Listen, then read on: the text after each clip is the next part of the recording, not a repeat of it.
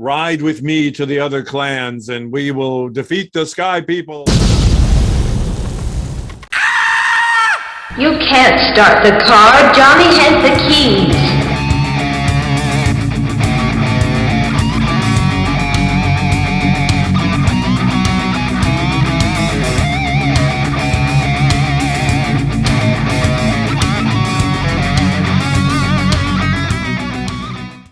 Hello, hello, and happy Halloween, all of you out there in podcast and YouTube land. You have reached Johnny Has the Keys, a podcast and YouTube channel where we cover genre films, science fiction, and this week, of course, horror. And two guys talk about all the references to those particular, the key elements of those particular genre pieces and the things that they in tune influenced after that. It's Halloween. It's our last of our big Halloween epics.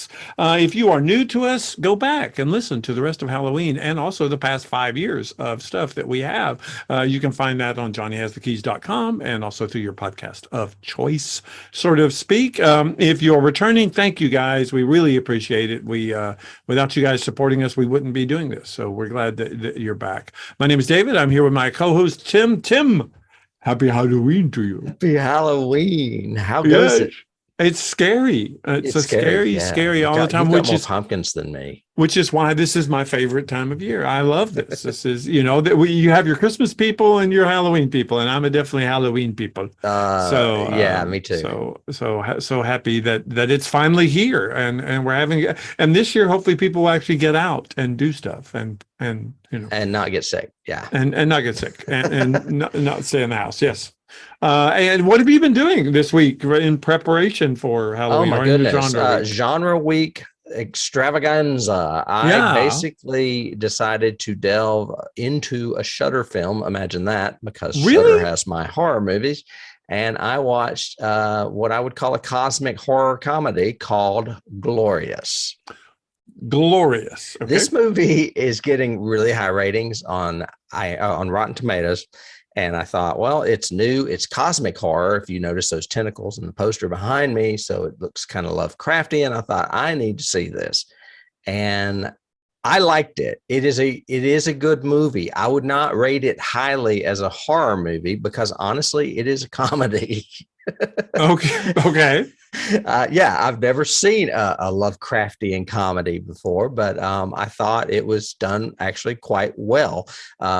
The director is something McKendry, Rebecca McKendry, and she really hasn't done anything of note. A movie called And the Creatures Were Stirring, and she did one called Psycho Granny. But this one, she scored two great actors, which helped propel this movie. One of them is J.K. Simmons, who plays what I would call one of the old ones. You never see him. He just voices it. And of course, he has a very distinctive voice. Yes. And then and I'm going to butcher this name. It also stars Ryan Quanten, who is, I believe, Australian. And he played Jason Stackhouse on True Blood. Oh, okay. Which is kind of ironic when you think about it, because of our topic today has Anna Paquin in it, and she played Sookie Stackhouse, who is his sister. Yes. So anyway, Ryan is this down on his luck guy that's broken up with his girlfriend. Looks like he's living in his car. He's at a rest stop and goes into the bathroom, and all of a sudden he is like in a portal to another dimension. He's sitting on the toilet, and the other dimension is in the stall next to him. And he can see it. Well, he's not supposed to look through it. There is a glory hole. And that's why the movie, I guess, is called Glorious. Okay, then. And there is a monster that says he has to do a certain thing, or the monster's father is going to invade the earth and destroy the world. And he has sealed up the rest area bathroom, which is really disgusting. And basically the entire movie takes place in that bathroom and him talking to this demonic monster in this closed bathroom stall. Okay. So like I said, it's got gore and a few suspenseful moments, but it's really not a horror movie as much as it is a comedy. So, and there is one point you see him holding a leg, I believe, in the poster, where he literally is trying to break down the bathroom door with the leg of somebody that had previously got in and got killed. See, that seems like such a, like a Stephen King short story. It seems just like, very much so. What I mean? Yeah. So I highly recommend it. For those of you looking for horror, it's not a horror movie. I mean, you'll be disappointed if you want horror. It is much more of a comedy. So that's what I did this week, Halloween week. That is really, really interesting. I would not have thought of that sort of thing. It's on Shudder too, for folks out there that want to see it. What? Shudder? You're kidding.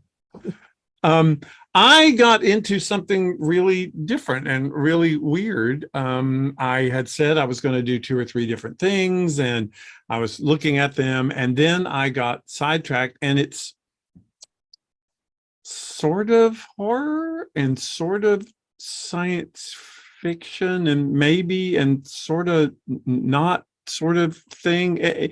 Anyway, I got hooked on Netflix's Sandman. Oh, I want to see that. It is pretty freaking incredible, actually. Okay. I've got to admit, I've never been a comic book fan, really. I never read comic books when I was a kid and everything else. However, I have read a few graphic novels. I read Dark Knight, the actual graphic novel about the old Batman and everything, and loved it and thought it was great. And then got turned on, of course, to Watchmen and loved Watchmen. For sure. Those are classics. And the only other one I ever heard about in my, my pseudo comic quest was Sandman. You have to read Sandman. It's a great graphic novel. It's incredible. It's by Neil Gaiman, yada, yada, yada. Have you read them? I have not. Okay, because I have not. But the detail in the story and the way it is done and the way it is directed is phenomenal. For those of you unfamiliar with it, Neil Gaiman deals with really, because I watched a couple of episodes of Gods and Monsters, his other American Gods. American Gods, yes. And, again, unique casting, everything else. He's very mythic in his storytelling. He likes to take, I guess what's the writing term for you? Anthropomorphize, you take something like dream and make it a person. So you take an inanimate object. I don't know what that word is. Personify. Well, but it's anthropomorphize or something. You take an inanimate object and you make it a living thing, sort of thing. So what he takes are these animate, these ideals, these emotions almost or whatever, and make them persons. They're all siblings. They're all one family. It sounds very Greek. Sort of, yeah. It's very mythic. Is the way it is. But anyway, it follows the Sandman, who's also known as Morpheus, who is also called Dream of the Endless. And the Endless, or what he perfects in this series, are in the graphic novels, evidently. And hopefully, I'm not finished the series. I'm like 2 episodes away, and I wanted to try to finish it before this, but I couldn't. So next week, I'll give you the recap of the ending. But anyway, basically, it follows these characters who are siblings. The Endless are all siblings, and they're death, desire, delirium, dream. All of them are this family of people who have their own realms and can coexist in the mortal realm in some way. For example, Morpheus, dream, is the keeper of all dreams and imagination. So whether it's nightmares or dreams, he has influence on them and controls them. And the basic story, without giving anything away, because it happens in like the first 15 minutes, is he's just going about his business that he has been doing for millennia, since the dawn of the universe sort of thing, which is basically making sure that dreams don't go too far, making sure that nightmares don't go too far. He's the balance of the dream world. Okay. sort of thing. And unfortunately, this mortal who has acquired all of the grimoires and everything he needs performs a ritual and captures him. So he captures Dream. And so for 100 years, the mortal world goes crazy because no one is monitoring the dreams. So some people can't dream, and some people fall into what's called a dreamless sleep, and they, can't wake up even, sort of thing. And it's very interesting. And it's all about, he's an anti-hero, I think, at the beginning, but then he suddenly becomes a redemptive character. And it's very unique, incredibly good cast. He has to go to hell at one point, which you would love. Mm-hmm. And the way they interpret hell and the way they do it and everything else. Lestat does that in Anne Rice book. So yeah, a very mythic, a very cool story. I can totally see all of the hype that this series got on Netflix and why. Well, it's what put Neil Gaiman on the map. Obviously, that's the first thing he did where people went, "This guy's a rock star." And then, of course, he's gone on to do, like you said, other ones. My nephew Jason loves American Gods, the book. He actually sent me the audiobook, and I've never listened to it.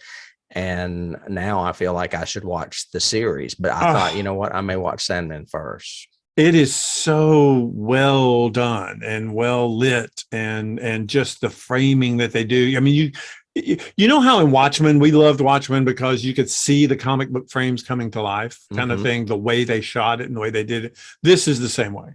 Okay. They do images in it and using CGI and the backgrounds that they use. And you just go, oh my gosh, that is. Is this guy known for anything else, the director? It has multiple directors. Oh, okay. But like this is. Or the showrunner, I guess. Yeah, this is an image from the publicity of the show, and basically, it's Morpheus with a raven and then his realm in the background and going up a staircase to nothing, sort of thing. And it's that kind of imaging that they do. It's really good. Awesome. I highly recommend it. Yeah. Well, I look forward to it. I do. Yeah, and it's scary in places, which I think you'll like, and a fitting transition to scary, because that's what we're doing today. Maybe I will start it tonight. Scary, you should. It would scare you. Yes. All right. Well, that brings us to our little segue, and it is Halloween, and I kind of thought, what could be more appropriate than a movie entitled Trick or Treat? Yeah, I'm there with you. Just checking. Yeah. I had never seen this movie, but I had heard really good things about it. And now that I have watched it, I was like, wow, how did I let 15 years go by and not see this movie? I really, really enjoyed this movie. How about yourself? I have to agree. I loved this movie. I thought it was so much fun. It was so good.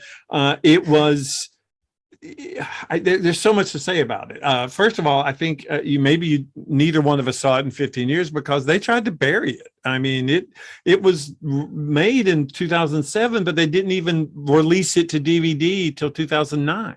Yeah, like 2 years later. And they just kind of, and I had never heard of it. Like I said, our listeners don't know this, but you do, because I told you when we were prepping for this, you said, it was on our list, Trick or Treat. So I looked up Trick or Treat, this movie from 1986. It was about a rock star that they bring back as a demon. And Gene Simmons is in it. And I went, this movie is horrible. Why did Tim pick this movie? And then when we were talking about it, you meant, that's the wrong one, David. Don't do that one. Do this one. It's Trick or Treat. Big not R or.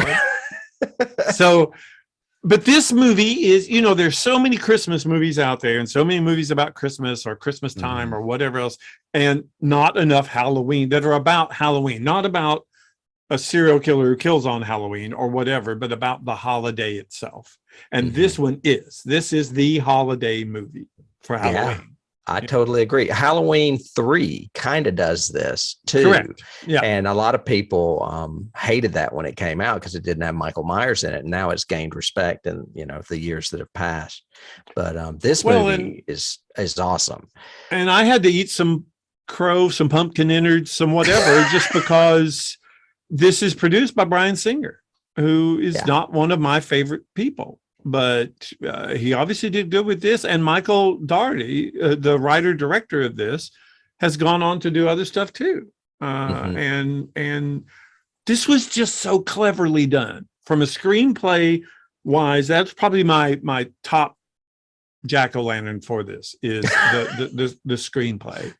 The way that it is structured and shown, and the little quote Easter eggs or whatever you would call them, cameos that are thrown out in the timeline of this one night. Well, that's the thing. There is no timeline. It all just we've talked about it's nonlinear, which is one of my favorite ways of storytelling. Yes. But it's not segmented nonlinear like my book. It's interwoven where like all of a sudden you'll see a character from another story go by and you're like, oh, that must have happened before or that must have happened after. Right. And it's basically, it begins like Creepshow where you have like an opening and then it goes into the first story, but the way they all overlap, it's kind of seamless in like a large narrative. It's a very unique and original movie. I've never seen done this way before.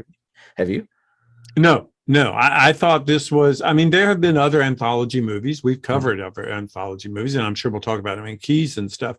But the way this interwove everything, where you would be following a character and they just bump into somebody on the street and you see from the back that, oh, that's a person from that other story. Yeah. So they haven't even gotten home yet for their story. And everything is happening on Halloween night. It's just at different times and different places. Yeah.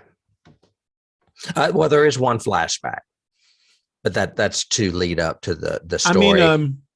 It's a key, of course, and it's a big key for me. But this reminded me a lot of Pulp Fiction because that's that same kind of interweaving, and we're not sure where in the story we are, but we're on the same timeline. Okay, that's great. It's just the way it is told, but no other most other anthology stories follow a bookend that tells a linear story, and then it's just flip the page to the next story, like Creepshow or like whatever.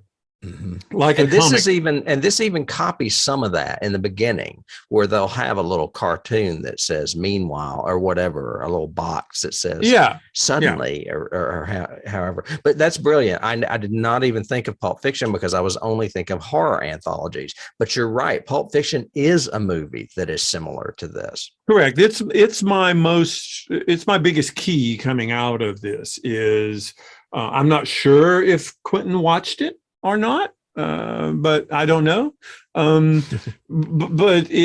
This came out after Pulp Fiction, so so maybe they were influenced by it. That's what I'm thinking. Because it tells, like you said, it is one night. It is, if you count the beginning, it's 5 different stories, and they are literally interwoven with really that character that you have pictured there, the whole scary Scarecrow, I called him the scary Scarecrow lantern character is basically in all the stories. He basically threads through. Oh, you're talking about the poster? Yeah, with the Scarecrow skeleton. Yes. His name is Sam Sam Hain. Yeah. Oh, well, there you go. That's his character name. I don't think they ever say it, but that's the way he's billed. Okay.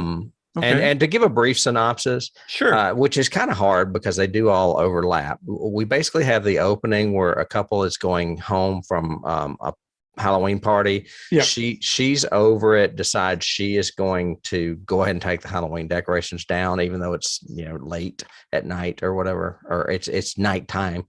And he goes in and to watch his his sexy tape to get ready for a night with her. And I'm like, well, I guess maybe it's on video because it's porn. I don't know. Why would you be watching a video in 2007? Or who would have a VHS player? For a minute, I kind of got lost in time there. It's the tape. It's the tape. tape. She said, put the tape in, Yeah. everything. Um, I mean, I was assuming that it was probably them, oh yeah, maybe. and that's why it's still a VHS and they're still watching it. Maybe. But that's a little that's the little intro story. While he is inside waiting on her, she gets murdered in the yard, and he doesn't hear her screams because he's hearing the screams of orgasmic bliss on this tape. Of course. They sound so similar, Yeah. I mean, then we have a story of it's called The Principal. It's about a man that basically poisons a heavy-set child that's going around smashing pumpkins and being just a little delinquent. And then he, well, I don't know if I should tell all the details. He beheads the kid and is teaching his son the value of Halloween, but instead of carving jack-o'-lanterns, they're carving the little boy's head, which is very EC Comics creep show-esque. very much. That was my big reference out of it. Yeah. Even down to the kids line of, you have to help me with the eyes, sort of thing. Yeah. And then also, I like the way that's set up, because that's also the progression into the rules. There are rules. One of my, again, we're jumping to keys, but we're jumping because this movie jumps all over the place. Scream, has the rules they mentioned. They have the rules in this several times too, which are, you have to wear a costume. You have to keep it on the whole time. You can't take it off. You have to, don't blow out the jack-o'-lanterns. Those kind of things. So the principal dad character is the one that's talking about those rules. Always check your candy. Which, by the way, man, that's a lot of vomit in that scene. That's a key in itself, right there. It's a lot of vomit right there. But anyway, go ahead. It's really hard to get the overlap sensation in. But as he's burying this kid's body, he sees his next door neighbor struggling with something in the house after he goes in after yelling at him. Yeah. That plays up later in like the fourth story. Two other stories that exist in this narrative are a really scary school bus massacre is the name of the story, where these I guess you would say disabled children are all the parents of disabled children hire the bus driver to drive all their kids off a cliff, which is just, it's very EC Comics again. And of course, those kids end up playing into it's actually a rock quarry, which is also a very creep show. And it plays into obviously later stories with other people. There is a surprise party. I don't know that it's a surprise party, but it's called the surprise party. And that has to do with who you think is going to be the victim of a vampire ends up being the aggressor, because the trick is that she is a werewolf and we don't know it till the very end. So this story has a vampire and a werewolf in it, which is very Halloween and very traditional. And I am a sucker for that shit. Me too. And the way they did it too, the way they told the story. It starts out with these 4 girls getting costumes and getting dressed, and then they're looking for guys. And you get the sincere impression that the older sister, the younger sister, she ends up dressed like Snow White. The younger sister is dressed up like Little Red Riding Hood. And you get the impression that she's going to lose her virginity tonight. That's the thing. You need to pick your guy, because this is going to be your first. It's so Halloween. It's like the girl setting up Laurie Strode, and her name is Laurie. Yes. Yep. And you're like, oh my God, this guy knows what he's doing. And then the twist at the end is great. And the tie-in of that twist to the principal and to everything else is really interesting too. And the school bus one, I don't think should be derided, because it starts out as like a quote prank by Emma the girls doing this, and ends up being a really vengeance story based on the real thing. Very, very EC comic. All of this is, and that's why I didn't even harp on him having the little comic captions occasionally, because the movie felt like a comic book at times. Very much like Creepshow. Now, I had a question that I was kind of confused over because even in the very well, some homage things in it. And by the way, you know, we always stated about here, but we should at the very beginning of every episode. If you haven't watched this, go watch it because we're spoiling it. But anyway, at the very beginning, the couple, when they are getting ready to go inside and everything else, you see a bunch of kids leave the old man's house, which is across the street. You don't realize that at the time, but when you watch it again, you do. And those kids leaving are the kids from the school bus. They're the vengeance. Well, I know you see Sam trick-or-treating a few times too, the little murderous kid. Yeah. Right. Well, he's whatever he is. And for all I know, he was on that bus too. I don't know. But you see them there. But he calls her Emma. And the husband calls her Emma. Okay. That's also the name of the little girl who's the angel pulling the prank with the kids. Is it the same character?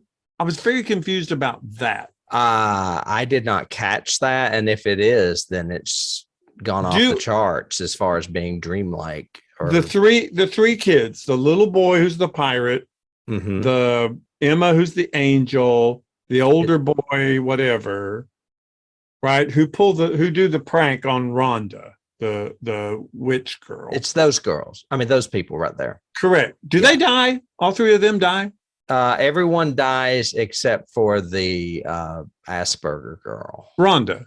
Yeah. Who's the witch? Yeah, who knows all the history. She shuts the elevator door and goes up and leaves them to get murdered by the kids in the rock quarry. Okay, so then that Emma, who's the grown up, is not her grown up. No, that must be coincidental. Yeah, I'm just missed a bit. Yeah. Okay. Yeah. Sorry. All right. So yeah, I didn't catch that, but you know what? I've got the cast, so I can look at it later. Maybe I'll catch it.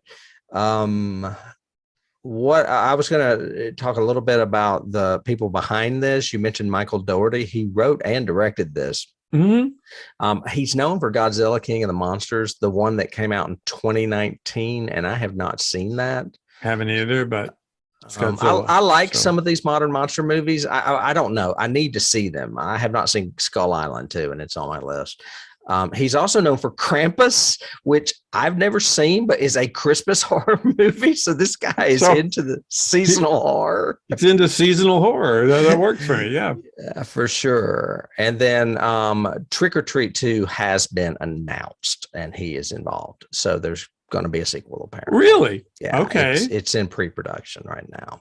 So I guess it finally got some love after being shelved and stepped on for so many years. Well, okay, then good. And then he also wrote for Bryan Singer, which is why Bryan entrusted him to do this. He wrote X-Men Apocalypse, which I believe is Singer's return to the X-Men. I can't remember. Yeah. And then he is also the writer of, and I mentioned this to you on just on the sly, the new Hellraiser series that's being developed. He is the writer of. Wow. I'll be curious to see what he does with that, because this was a great job. Well, the reason this is a great job is he has a lot of respect for things that have happened in the past in the horror movie world. So hopefully he has the same respect for Barker going into the Hellraiser world. So hopefully that's fun. I mean, that's fun to anticipate. Like you said, it was originally slated to be released in 2007, but without any explanation or reason, Warner Brothers pulled the film from schedule. And the only reason that people think it may have happened is because Saw 4 was slated for release around the same time, because God knows we need another Saw movie instead of something fucking original. Well, also, I think Superman Returns had come out, and that was both Dougherty and Bryan Singer. You're right. It might have been backlash from the studio for them because it bombed so bad. It bombed, so they yanked this and put Saw 4 in its place, which makes me mad. Yeah, me really too. Makes me mad. So anyway, and then finally it came out on DVD in 2009. Me too. You guys are listening to this on Halloween, so you should go watch it right now. I highly recommend it. Yeah, tonight you should watch this movie. I don't know that it's streaming. I had to watch a DVD, so you may have to rent it. You may have to rent it, find it. Keep it, buy it. It's worth it. It's good. Do you want to talk about any particular scenes? Oh my gosh, there's so many that I like in this. I just, I mean, well, first of all, as a heterosexual male, a bunch of girls bacchanal werewolf orgy in the woods, not a bad scene at all. Worked for me really well. I like that, especially to Marilyn Manson's Sweet Dreams. Excellent. That was perfect. I love that. Kind of like The Hunger when they use Bela Lugosi's dead. Yep. Yeah, it's that kind of feel to it. I really liked. I liked the school bus scene. The school bus. The retro of it was just creepy and such a cool, I guess, flavor, or it's almost a sepia tone type. Yeah, but their costumes too. And in research, I found out that their costumes are based on actual disabled kids' homemade costumes. Where did they get this shit? Well, they're really, the kids in the bus in the scene are actually disabled children. He actually found disabled children to do that because he thought it would add authenticity to it. And I went, oh my gosh, it's pretty creepy. But just their design, even like the ghost and the skull, I mean, they're homemade and you can tell. Old. And they look very old, like they're from the 50s or something. Yeah, they have a vintage quality to them, which also added to that whole feel to it. I thought that was really great. I thought I guess my other favorite one. I mean, I have a lot of scenes that are great. I mean, from each story. I mean, it's just a well shot movie. The principal sitting on the steps with the kid before he gets sick and realizes he's been poisoned. And then him burying the body in the backyard, and the kid keeps coming to the window and being really loud and like he's trying to bury a body. Yeah. And he keeps getting interrupted by either his kid or the next door neighbor. And then the neighbor's there and the body comes to life and he's having to try to stomp on it while he's talking to the neighbor. Yeah. And then I noticed that later on, when the neighbor is giving out candy, this is before all this happened.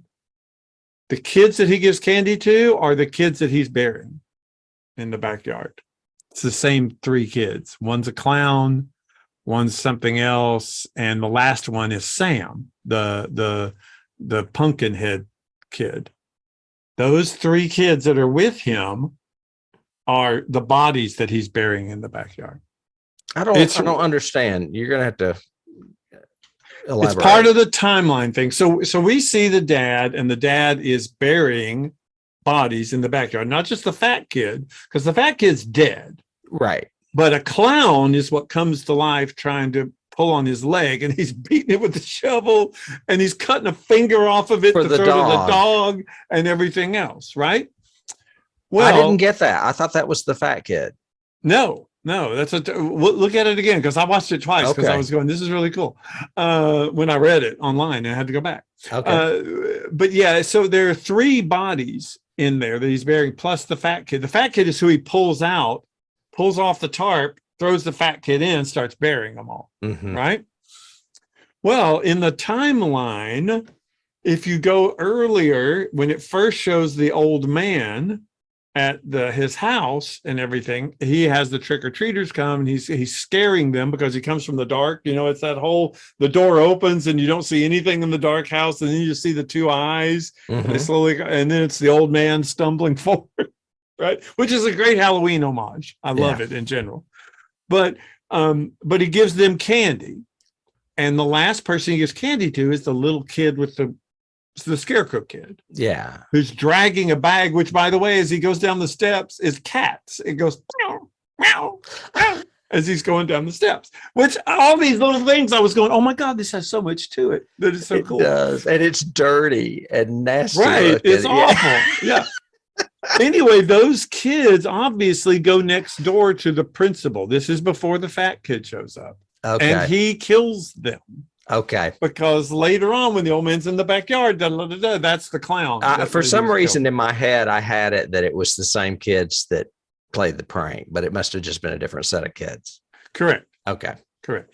And then there's another one that I loved, another little Easter eggy kind of thing, which is showing the bag as Sam is dragging it down the streets, and he bumps into somebody, and it's the girl, the robot girl from the very beginning. From the very beginning. Yeah. Little stuff like that. I just loved the way he did. He didn't have to take the time to do that. No. To get that costume ready and to get that character ready, just to do this one little walk. I mean, I keep envisioning how he wrote it and outlined it. Like, he must have just had a massive billboard with cards where he was like, like when they solve murder cases and take yarn and stretch it to each little card, because everything connects. It just kind of blew my mind how brilliant it was. With the prank story, when the guy, they're trying to get jack-o'-lanterns, and Emma says we need a set number of jack-o'-lanterns, and they can't find them because somebody is going around destroying all the jack-o'-lanterns, which is what Fat Kid was doing. That's what the Fat Kid's doing. And you just mentioned that little Sam bumps into Robot Woman, who gets murdered in the opening, and he's the one that murders her. Yep. Because you realize at the end, he's the one that jumps up out of that box, and he's covered in a sheet, but he attacks her. And the biggest tie reveal they do with that is the fact that the one guy who we think is a vampire, who Anna Paquin's Paquin's Little Red Riding Hood is going to be her first, is the principal. That's right. So what is it with the vampire? I was thinking it was a real vampire. No, it's him. That's the way he kills as a serial killer. He bites and stabs. He was stabbing the girl too against the wall, sort of thing. Okay. Wow. That totally escaped me. I was thinking it was a real vampire. I thought so too. And then suddenly she but you're right. He is the one that's captured at the end. Yeah. Maybe I just thought he was another one captured. I don't know. Well, and that was really the weakest link. I mean, if there are any negatives, but the weakest or the weirdest transition is we see her, going along the road, Little Red Riding Hood going along the road, and she hears something, turns around. She turns around. It's the vampire. Mm-hmm. And he bites her, right? Or starts to bite her, and we cut. And then we cut to her sister on the phone going, where is she? She's not here yet. Da, da, da. Mom always said she was the runt of the litter, which I thought that was a great line. Yeah. But they're all waiting, they each have their boyfriends and people they picked up, and they're waiting for her. And all of a sudden the vampire body falls from like somewhere, thrown off a cliff, thrown down a tree. I don't know. He just falls in the middle of, right near the campfire. And then Anna Paquin shows up, or her, I forgot her character's name. Sorry. Lori. She shows up. And when she finally kills him, he's the vampire guy. So I guess she just tossed him from I think she tossed else. him. Yeah, you're right. And now that all makes sense. I don't know why I just had it in my head, because I guess because they played it up so well with the first murder where he leaves the woman on the street against the building, and it looks like she's been drained. Right. But yeah, you're right. It is that guy. He's a psycho, man. Yeah. And he plays it well. That actor does it really well. Dylan that kind Baker. of nice with menace kind of thing. He looks like Stephen Colbert. Yeah. There was one other thing I was going to mention. Oh, you were talking about logic. The only other logic thing that I had a problem with is that there would be an old elevator at the quarry that would work. Oh, yeah. But it was very creepy. Yeah, it was really creepy. Nice. You have to kind of give them that. You also, come on, it's kind of the conceit of, so 8 sets of parents really all got together and hired a bus driver to kill their kids. Yeah. But that's the whole comic book aspect. That's where I would give them leeway, because it is very much like Creepshow comics and Tales of the Crypt. Oh, yeah. Yeah. As far as logic. Definitely. And I had a bit of a flip in this one, because early notes I wrote at the very beginning, I said I didn't like the credit music, and I thought it was really in your face, bombastic kind of music. But then like a third of the way through, I'm writing, this is cool music too. This music really works. So evidently he wanted that kind of, I'm in your face, it's a scary movie kind of feel at the beginning, but then went to really good mood music for the rest of it. So that I didn't mind it. No, not at all. I thought some of it was great. Yeah. The bottom of the quarry music underneath was really good, and the suspense music for the end with the old man was really good. So let me ask you this. And this was another thing that bothered me. When they get to the bottom and the bus is sticking up out of it, do you think the quarry was just there hadn't been a lot of rain and the water had gone down? I mean, why was the bus sticking up out? Well, then also, why were all the masks still floating? I think that's them coming out. They actually came up from the quarry. Oh, okay. That would make more Kind sense of and be more thing. scary. Because, for sure. she's reaching down, almost ready to grab a mask again. I'm going, really? The mask was here from how many years ago this was done? Yeah, 50 years ago. Yeah, 50 years ago? Crazy. And that was like one of the last tie-ins too, was the fact that, which I kind of got that one, because they said the voiceover is saying what happened to the bus driver, and they're saying his body was never found, and he's showing the bus driver climb out of the quarry. Mm-hmm. So I thought I was like, you better come back and tell me what happened with him, or I'm going to be pissed. So I thought that was a cool reveal at the end when they did that. So that was good. Very cool. Well, as far as cast, I don't have a lot of information. I mean, there weren't like alternates or anything as far as people in this, but some of these should be mentioned probably. Dylan Baker, namely, is the guy that is is the one I thought was a vampire and is poisoning kids and carving their heads up for his son on Halloween. Yep. He is out there, man. And he's like a comedic actor that looks like Stephen Colbert. So it's really unique to have him in this kind of role. Yeah, he does have a lot of Colbert to him. Yeah. Yeah. And then the other biggie, of course, is what's his face? Brian Cox plays the next door neighbor, Mr. Krieg. And you said he's across the street? Yeah, he's beside the principal, but across the street from the opening couple that have all of the ghosts. Oh, okay. Yes, you're right. Because I got the distinct impression that he was next door to the principal. Yeah, he's right next door. All right. Because he looks through the Cox, phenomenal actor. Last we saw him was in Autopsy of Jane Doe, but I mean, he also played Hannibal Lecter in Michael Mann's Manhunter. And he's a very underappreciated actor, I think. I just think he's marvelous. And I don't know if you knew this, but he actually said, make me look like John Carpenter. And they gave him that scraggly hair. The scraggly hair. Yeah, I could see scraggly hair. Yeah, because there's so much homage to John Carpenter in this movie. He knew it. And he said, make me look like him. Right. I could see that. And then of course Anna Paquin was the other lead, and she I mean, I don't know if you call her a lead, but the other more known actress in this, and she is Little Red Riding Hood / werewolf. Anybody else you want to mention? I mean, I have their names. I definitely want to mention Lauren Lee Smith. She played Danielle, the older sister, hottie. You just think she's hot. No, I recognized her and I kept going, where have I seen her? Where have I seen her? Where have I seen her? She was actually on CSI for like 3 or 4 years. Okay. She was on the series, and she was a great character in it as well. She was really good. And then I immediately recognized the guy from the very beginning who played, his character name was Henry. Henry. The one that's watching the porno tape. Yeah.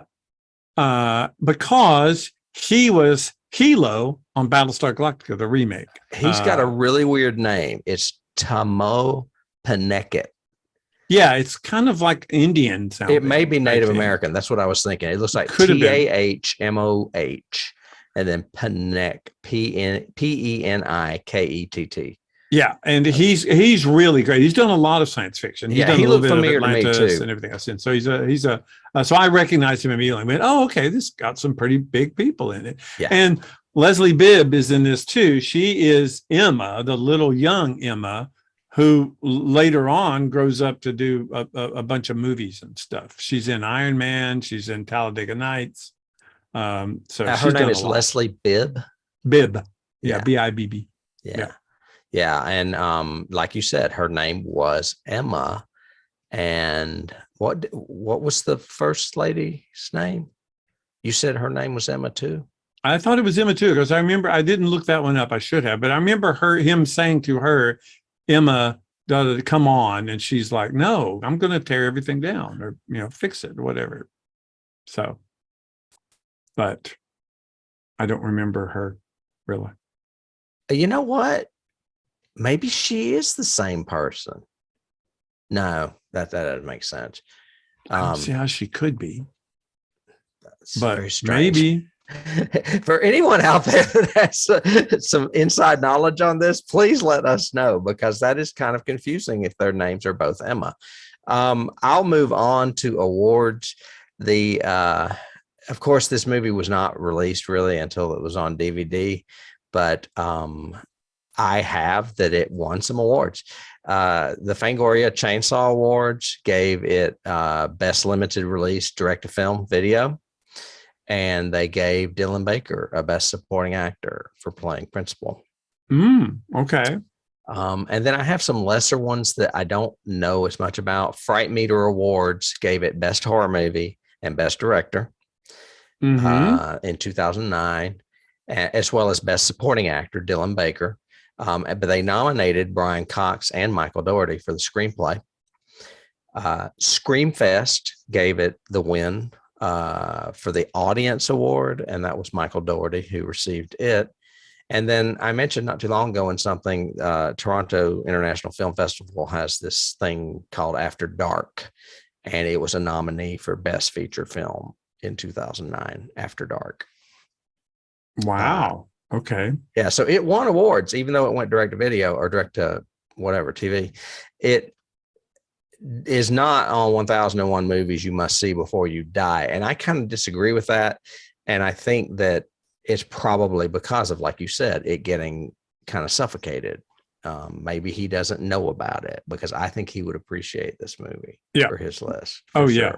Definitely for the homages that it does and everything. I mean, it's such a great movie for us to cover on Johnny Has the Keys, because there is so much influence clearly in this movie that, just speaks to the heart of what we do. Well, and before we get together, just so brief clear up. So no, her name is not Emma. Her name is Macy, the young girl. So the three kids are Sarah, Chip, Macy, and Rhonda is they call her Rhonda the retard, but she's an idiot savant, they say. Oh, that's right. I said Asperger's, but I mean, I'm assuming it's something of that nature. Yeah. And she's functional, but highly intelligent, just not socially adept or what have you. And she's cool. I mean, you root for her in the whole story. Well, and I've got a key for her since we're transferring to keys. She's Velma from Scooby-Doo. That's who she was. That's who she reminded me of. That whole sequence was kind of like a Scooby-Doo sort of sequence to me. Agreed. I need to be typing some of these, because I just lifted most of mine from IMDb. But I mean, we've mentioned at least a half dozen already. I think we should start keys with just all the anthology movies. So you said Creep Show already. In particular, Creep Show, because it is written all over this movie. Well, and the one that this is in, Tales from the Crypt, of course, EC Comics, all that. But I've also got Tales from the Dark Side. Do you remember that series? Yeah, and this was similar to that, because there were some funny kind of elements in there too, right before they would do a shocking kind of scary thing. Like him, the kid vomiting up so much and everything else, and then him trying to carry the body inside. Or like him being interrupted by the dog and throwing the finger at the dog kind of thing. That was very Tales of the Dark Side kind of feel to me. Well, I'm going to go there since you just did. The whole vomiting thing is straight out of Stand By Me. It's Lard Ass Logan. Oh, blueberry pie eating contest where he's barfing up pies for like 5 minutes, and this kid's barfing up chocolate for like 5 minutes. I was like, this is totally sick. That was totally sick. That was pretty gross. So it was just another Stephen King reference, but true. I've also got another Stephen King, Pet Cemetery, when the old man's in the house and he gets his ankle cut. That's just straight out of Gage in Pet Cemetery. For sure. I mean, it's totally intentional too. He's doing it as an homage. Yeah. And that's I guess that's another thing too. So many people try to do homages and stuff like that and look like they're ripping off and not respecting the original IP or the original artwork or the artist or whatever. And this it never felt like that to me. It never felt like he was trying to rip off other people. It felt like he was going, remember this? Kind of wink, wink, kind of thing. Well, and So, I always equate the movie Halloween with Halloween. It's just one of those things that's synonymous. yeah. And it's like it was like he was trying to give us his version of Halloween. He wanted to have a movie remembered the same way, not to replace it, but to be held in high esteem in regard to the holiday. Well, and like you said, Halloween definitely is here, not only because of the holiday, the jack-o'-lanterns. By the way, I've got in my notes, what was the jack-o'-lantern budget for this movie? It must have been huge. There were like hundreds of them. Yeah, anyway, for sure. But Halloween, but also Laurie, like you said, he named one of his lead characters after Laurie Strode, or in memory of. Yeah. Strode. And the Halloween 3, the whole Halloween 3 wanted to be this. It wanted to be an anthology about the holiday itself and the pagan rituals and all that, and it didn't work. And this one does. Right. And they also mentioned those pagan rituals, which I knew you'd get a kick out of. Oh, God, yeah. When she's talking about Samhain and talking about where it comes from and the Irish Celtic, and I was going, yes. And why people trick or treat and what it came from. Yeah. Yeah. I mean, because that's the kind of stuff very similar to Christmas. A lot of people relate Christmas to Christianity when a lot of it came from paganism. Christmas trees were a pagan thing. Yeah, exactly. It's when Santa Claus lays the eggs then before he's crucified. Yeah. And we all get candy. Oh my God. What else did I lift from there's a line key direct from John Carpenter's The Thing. Oh, I've got the that guy one. says, you gotta be fucking kidding me. You gotta be fucking kidding me. And it's when Mr. Krieg sees Sam without his mask, I think, isn't it? No, it's even more of an homage because he cut Sam's arm off, and then the arm is crawling across back to Sam's body and grows back on him. It grows back on him. That's when it is a very thing moment because it's like body horror. Yeah. Oh, very, very, very funny. I actually have a picture of that too. I have a picture of him. Yeah. I've got The Howling, which is is even in the way it's even shot with that down shot of her looking up and then transforming and all. It's very showing the hand and the arm and all the hair growing on it and everything. It's very Halloween. I mean, The Howling kind of thing. That actually, I had that picture up prior, but that picture right there behind me looks like The Howling, where they're all changing by the fire. Yeah. And also the fact that they literally lose their skin. They have to rip their skin off to become which is very Howling too. Yeah. There is another homage in this movie that I wish he would have taken a little more time with, because it would have been so effective for people like me and you. And it's when all the candy is on the stairs at Mr. Krieg's house, and he looks up and a gumball rolls down the stairs. Yes. It's from The Changeling, a movie that is on our list. It's a wonderful Peter Medak, George C. Scott haunted house story. Yep. And in that movie, it's a ball that rolls down the stairs very slowly. In this, it's a gumball that rolls kind of fast. Bunch of gumballs. Yeah, but yeah. Well, and while we're there with Krieg, what's his name? Krieg? Mr. Krieg. Kreeg. Krieg. Okay. Scrooge. I mean, he's essentially Scrooge. True. He's the grumpy old guy that doesn't like it, bah humbug, and gets his just rewards at the end, kind of thing. I feel like I'm forgetting the ones that we mentioned earlier. Just I'll have to watch this before I start doing all your show notes, all my show notes. Yeah, because I know we mentioned some other stuff, just happenstance as we were speaking. But let's see what else do I have. Apparently, in the school bus massacre story, there is a 1958 Plymouth that can be seen, which is from Christine. That one I lifted because I didn't catch it at the time. I didn't see it either. So I didn't get that one. But it would make sense because I think that story probably took place in the 50s. Yeah. Mm-hmm. Little Red Riding Hood is one of my keys. The fairy The tale, classic fairy tale, because Right. it's he does that in a big homage, a lot of it. A lot of I feel creep show in this, and I'm not going to go into details in the show notes. Is specific stories in creep show.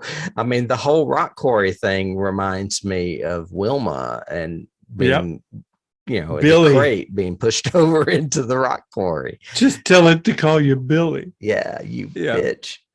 Well, and again, some of this is not direct influence keys like we talk about a lot, but some of it is just the feel that he's established. Some of his lighting and the way he does stuff of, I'm here on the front porch of this house, but I'm actually focused on something all the way across the street on the other house. That's very Halloween, and the way John Carpenter directed that. I've got one that's the same kind of feel, but not a direct reference, which is Nightmare on Elm Street. And that's this whole thing of the parents did something bad, and now their children are suffering the vengeance of it. Because they did that to Freddy. About the School Bus Massacre, yeah. Right. Yeah. They did that to Freddy years ago, and now Freddy comes back and haunts their children's dreams. And now, they killed all their kids, and now those kids are come back to seek vengeance, kind of thing. Well, and for those of you out there that haven't guessed, because we haven't mentioned it yet, the school bus driver ends up being Mr. Krieg, and that is who Sam is trying to kill at the end of the movie. Sam, that is the little pumpkin-headed boy that regenerates his hand, and it is who we see, who, as the next door neighbor is burying the kids, sees his next door neighbor, hollering for help, that something's attacking him. Yeah. And he does nothing. And then we find out later on in the end of the movie that he's being attacked by Sam, and that he is indeed the bus driver that drove the kids off the cliff. God, that's a lot of tie-in. Yeah. It's just amazing how he does this shit. Now, I will say, you just reminded me, I will say, when I should have said earlier, another miss, in my opinion, or something like you said, he should have done longer with the gumball. I don't think he ever should have taken Sam's mask off. I thought Sam was much scarier without the weird looking pumpkin head kid thing. Yeah. I just didn't like that design that much. I like the childishness of it, but look at those two images. I love the one, the scarecrowy one, to me, is much scarier. You know why? Because it looks more sci-fi. It looks more alien. The without it does. It doesn't look as horrific as it does with the mask. Does that make sense?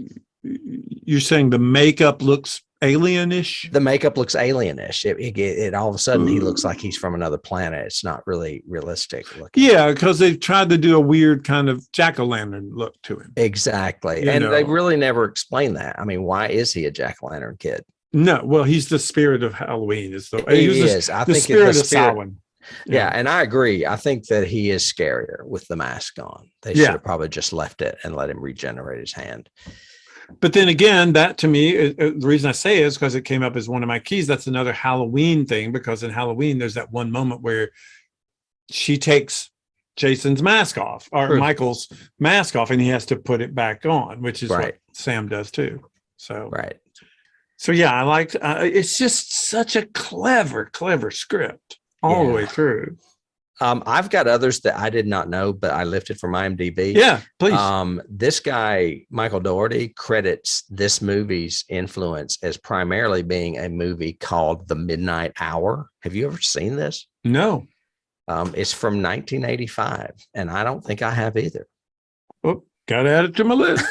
I guess so. Yeah. So he was influenced while writing the script by that particular movie. So those of you out there, if you like 1985's The Midnight Hour, then you're on the right page. Yeah. I also I've got that the school bus story is an homage to the Great Pumpkin, Charlie Brown, which is another Halloween icon, because it originally takes place in a cemetery overgrown with pumpkins. In this story, I guess that's just what I lifted this from. So, like in the original screenplay, they had it takes place at a pumpkin patch, not in a quarry. Okay, that makes sense, I guess. Oh, Yeah. you know what? And originally, yeah. So it means it did start off that way, but that's not what ended up in the finished film. Excuse me. Okay. All right. Well, You mentioned Superman, Bryan Singer, but I don't know if you noticed, but the hold music for the 911 call is John Williams' "Can You Read My Mind" from the original Superman, Superman. 1978. Really? Okay. Yeah, so that's kind of I guess a tech key, you would say. Okay. And during the scene where Laurie's sister calls her while she sits alone in the street, in the background at the campfire, a remix of the song "Cry Little Sister" can be heard playing. And that song was Lost used Boys. Lost Boys, 1980. Great movie. Yeah, or actually not 1980, but it was in the 1980s for sure. Yes. Yeah. So that's a good vampire connection. In the scene where Laurie and her friends reveal that they're werewolves, "Sweet Dreams" from Marilyn Manson's playing. You mentioned that. So we got a little bit of a music key. That song also played in the credits of the House on Haunted Hill remake. So that's, and then later on, Mr. Creek's flipping through channels, and one of the channels is playing the original House on Haunted Hill. Oh, yeah, it's with the black and white with the woman with the news. Yeah, right. I remember that. I mean, I didn't catch this that stuff that cannot be accidental. I mean, it really cannot. It's very strange. It's just clever. I felt this from the movie itself, and then I really got it when I read this, and that is Carrie. And with Rhonda being special, Rhonda's house was modeled after the white residence in Carrie. Oh, the okay. 1976 version. I could kind of see she that. ends up, and she's the wallflower that they all ostracize. Very much like they did Carrie in the Stephen King book. There's a lot of Stephen King and a lot of John Carpenter in this movie, obviously, and a lot of 80s horror too. And then you mentioned the Pet Sematary one, which I had as well. I think that's all I have, but God knows. That's pretty good. There's a bunch in here, and there's a lot. It's, again, I really thank you for turning me on to this one, because I would never have watched it. Obviously, and I had struggled because I watched the other one first. Wow, I've hit 2 out of the park in the first 10 movies. And The Innocents. Yeah, both really, really good movies. I just really enjoyed it, and I think this could become an annual for me for Halloween, because it is such a good story about the holiday, or movie about the holiday. I actually picked up a DVD of it in the used record store, used bookstore, because I thought, you know what, you're probably going to like this. You may want to grab it. So, well, I did look up while you were doing your last ones. I did look up Midnight Hour. It was a television movie. Oh, from 1985 that starred Sherry Belafonte, Peter DeLuise, Kevin McCarthy, Dick Van Patten. Love Kevin McCarthy. Kurtwood Smith, Wolfman Jack. I mean, it's got a huge cat. LeVar Burton. That's got to be on YouTube. We're going to have to check that out. Yeah, we'll have to check that one out. Midnight Hour, unrated TV movie from 1985. Yeah. There you go. Yeah. So, and I guess that's going to do it. Yeah. Thank you for this one. This one was great. And this ends our Halloween epoch that we've been doing for the past, I think 4 episodes.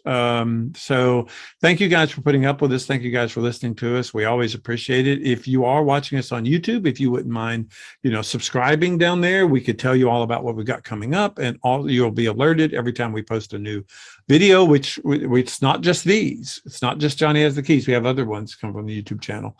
And also, if you would give us a like or a recommend, if you go to Apple iTunes and give us a review, we'd certainly appreciate that. And if you want to support the show better, we would love to have you as a patron on Patreon for as little as like 99 cents a month.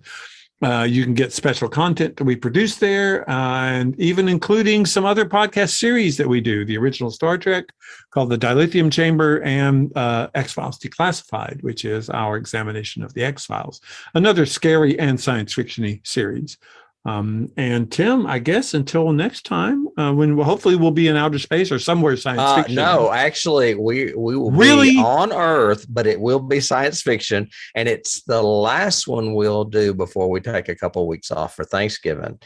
Okay, and it is a classic, and I mean classic from classic. really from the 50s, not like this cool. one that's an Cool. homage. So, well, then it'll be great, Yep. and we'll see it then, and we'll All talk to right. you then. all right, take care. Bye. Bye.